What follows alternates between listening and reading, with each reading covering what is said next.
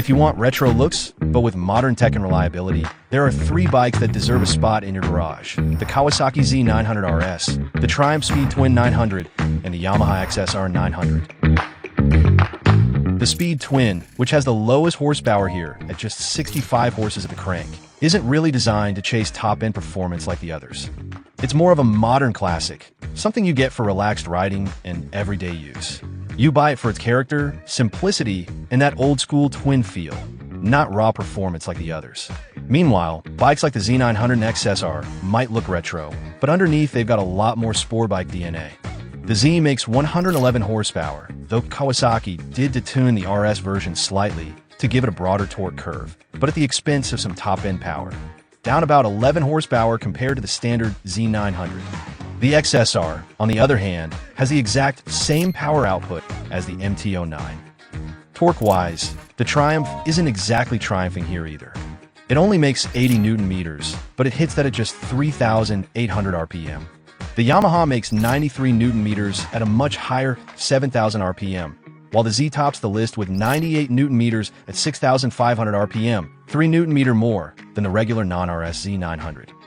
As for weight, the Speed Twin is the heaviest, coming in at 216 kilograms wet. That's 1 kilo heavier than the Z900RS and about 20 kilos more than the XSR.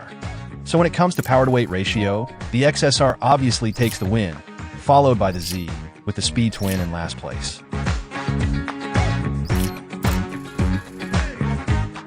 Each of these bikes has a different engine layout. The Speed Twin uses a parallel twin with a 270-degree crank.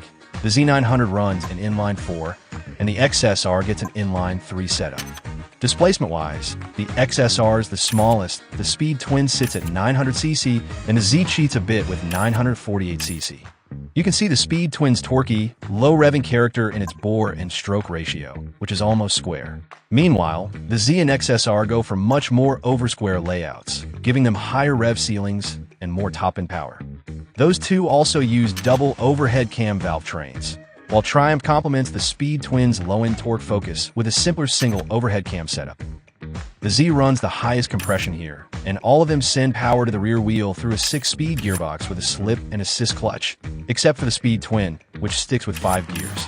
Which honestly, with that flat torque curve, you don't really need as many gears to keep it in the sweet spot, and it's built for relaxed, casual riding after all.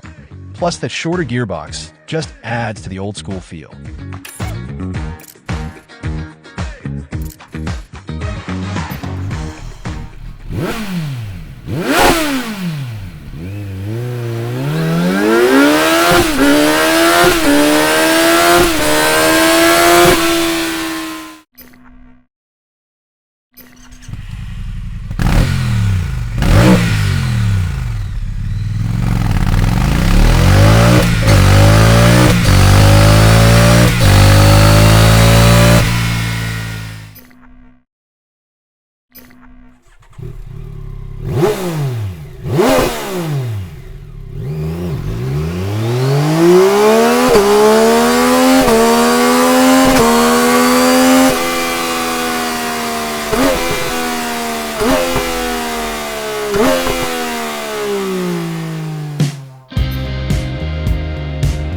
Electronics-wise, the Z900RS, unlike the standard Z900, hasn't really seen any updates, and that puts it at the bottom in this comparison.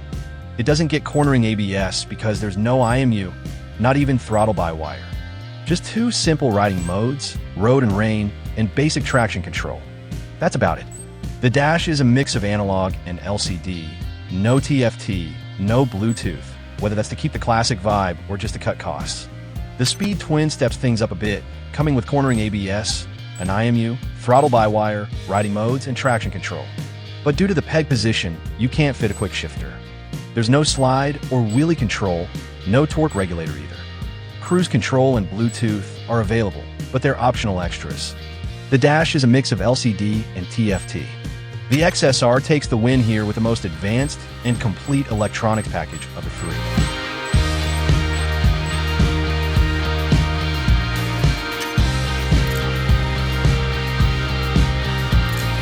The Z gets a steel trellis frame. The Speed Twin uses a steel tubular frame with cradle, while the XSR runs with an aluminum perimeter frame. which explains why it's much lighter than the other two. Up front, both the Z and XSR come with fully adjustable Kaiba forks, while the Speed Twin's Marzocchi fork doesn't offer any adjustability at all.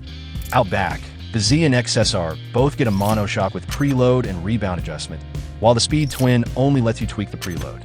As for braking power, they all come with 4-piston radial calipers. The Kawasaki and the Triumph proudly wear their own branding, while the XSR gets calipers supplied by Advix.